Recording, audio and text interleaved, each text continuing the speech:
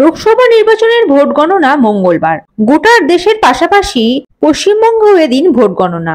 Vote গণনার দিন counting অফিসারদের যাতায়াতের সুবিধার জন্য স্পেশাল ট্রেনের ব্যবস্থা করা হলো পূর্ব রেলের তরফে। এই কারণেই ভোট গণনার দিন মেট্রো পরিষেবা কি স্বাভাবিকভাবে চলবে? সংশয় রয়েছে অনেক যাত্রীদের মধ্যে। তবে যাত্রীদের সংশয় কাটিয়ে কলকাতা মেট্রোর মুখ্য জনসংযোগ আধিকারিক কৌশিক মিত্র জানিয়ে দিয়েছেন, ভোট গণনার দিন কলকাতায় মেট্রো চলাচল স্বাভাবিকই থাকবে। কলকাতা মেট্রোর orange line, blue line, green line এবং পার্পল লাইন সবকটি ক্ষেত্রেই মেট্রো চলাচল স্বাভাবিক রাখা হবে। পূর্ব নির্ধারিত সময় অনুযায়ী দিনের শুরুতে প্রথম মেট্রো এবং রাতের শেষ মেট্রোর সময় অপরিবর্তিত থাকছে। ম্যাটার টাইমিং এর কোনো বদল করা হচ্ছে না। নমস্কার, আপনারা সকলেই জানেন লোকসভা ভোট সবেমাত্র শেষ হয়েছে। 4 জুন ভোট গণনা।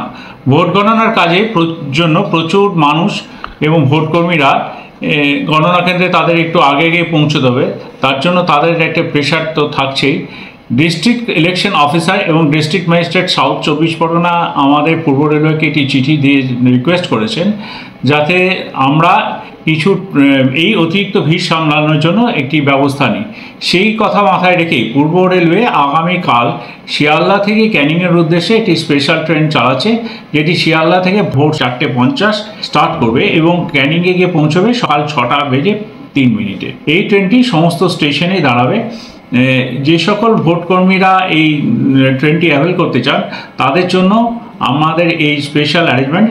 ভোট আবার বলছি, শিয়ালদা থেকে ছাড়বে ভোর 4:50, যেটি সমস্ত স্টেশনে দাঁড়াতে দাঁড়াতে ক্যানিংয়ের উদ্দেশ্যে যাবে। ক্যানিংয়ে গিয়ে পৌঁছবে সকাল 6:03। ধন্যবাদ। Bureau report, ND Bangla news.